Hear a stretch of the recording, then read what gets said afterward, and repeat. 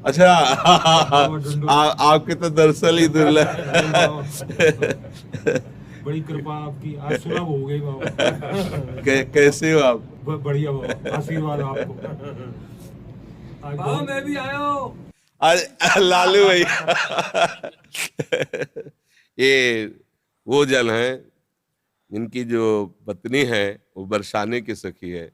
जब हमें कहीं रोटी नहीं मिलती तो आखिरी घर में इनके जाते थे मांगने और कहते कि राधे बाबा मिली, तुम चुप हो। नहीं मिली बाबा ना, हाँ माता जी नहीं। अरे बैठो बाबा बैठो, बैठ नहीं मतलब एक जगह पाना। अरे बाबा हमारी श्री जी का तू है, काहे को सब प्रपंच सोचता है, एक जगह पर बैठ।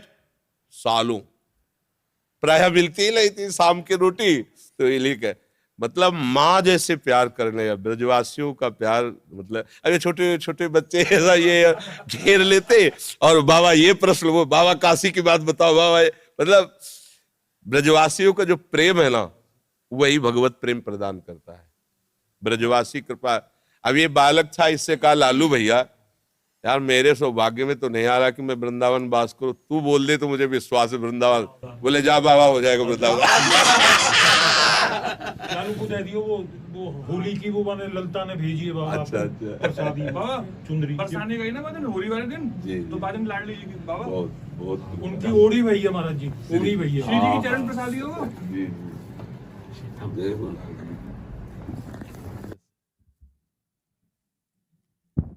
हाँ कौन प्रश्न कर रहा था वो? इनका दरअसल वेला तो एकदम पुरानी याद आ गई कि बहुत बहुत इनके जो पिताजी थे ना गृहस्थ में रहते हुए परम सन्यासी। मतलब ऐसी सदगति तो बहुत बड़े परम हंसों की होती जैसे तुम्हारी बाबा की हुई। ऐसी मतलब आंखों देखी बात, एक बूंद पानी नहीं, एक अन्न का टुकड़ा नहीं, बच्चों की तरफ आंख खोल के देखना नहीं। अंतिम जो स्थिति थी ना, केवल बिहारी जी भगवदाकार वृत्ति। सर हमें लगता कई दिन तक ऐसी स्थिति रही कि उन्होंने पानी भी नहीं पिया। बरसाने बोले दर्शन करके आऊंगो, बरसाने से दर्शन करके जैसे ही घर आए बोले आज से मेरा अन्न बंद है। हाँ अन्न नहीं लूंगा, खाली दूध लूंगा और ठाकुर जी को चरणामृत। आखिरी दिनों में ऐसा सूख के शरीर, ऐसे जैसे योगियों का प्राण जाता है ना, ऐसे इनके बाबा बिल्कुल निरपेक्ष, ना बच्चा न बच्ची न बहू, किसी से कोई मतलब, गृहस्थ और जीवन भी सन्यासी जैसा। 4 बजे तड़के लंगोटी पहन करके यमुना किनारे भीषण सर्दी में जहां अच्छे अच्छे काप जाए इनके बाबा, ऐसे फिर चिड़ियों को लमकिया चला सब। कोई संत अगर प्रणाम कर दे तो तुम्हें तुम्हारे गुरु और इष्ट की कसम है, अगर प्रणाम किया ऐसे कहा बिल्कुल इस सख्त। ये गृहस्थ जन नहीं है, ये ब्रजवासी भगवत स्वरूप है। मन में भाषा में जी आती है उनकी। बाबा मैं अपने मनी मन में आपसे कभी कही नहीं, आज कह रहा हूँ बाबा चैन से रहो, चक्र भजन करो, तुम्हें ठाकुर जी मिल जाए, जी बात कहते हो। हमें पता है आप सबके आशीर्वाद से ही, नहीं तो कब। तो देखो इनकी रोटी पा करके हम जिए हैं। आज भी बच्चा भगवत कृपा से हमारे भोजन में पहले ब्रजवासी करना था। 3-4 ब्रजवासी हैं जिनकी रोटियां आती हैं, तो हम जीते भी ब्रजवासी। देखो चाहे जो कछु भी हो, एक बात काम की बात, ये सब तो बात तो बहुत है।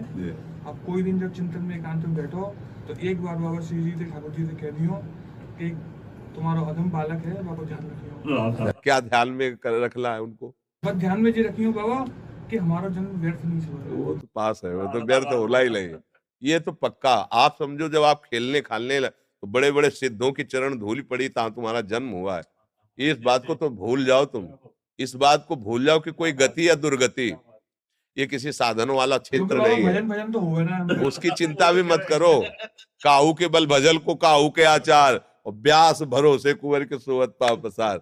अगर आपको ऐसा है कि बाबा हमारे बिहारी जो हमारे, तो आप निश्चिंत रहो, पासबुक बनी बनी है एकदम, बस वो बैंक से निकालना है केवल, बिल्कुल पक्का समझो। वृंदावन में लिखो रहे ना मेरो वृंदावन, ऐसे मेरे बाबा। बाबा जो कहते ना ये इनके प्रकार चाहे कछु भी हो कैसे भी हो, कोई ना कोई संत भगवान स्वरूप में ऐसे 9 बजे तक दोनों लगे रहते। हमारे पिताजी कहते बाबा को बहुत दूर हाँ, सीढ़ी से उतरते चढ़ते 1 घंटा बाबा हिल के आते, चलो बच्चों चलो जाले दो बाबा को जाले दो, और ये दोनों लगे रहते खड़े। अब ये चुप होते तो बैल प्रश्न करते। राधे श्याम बाबा।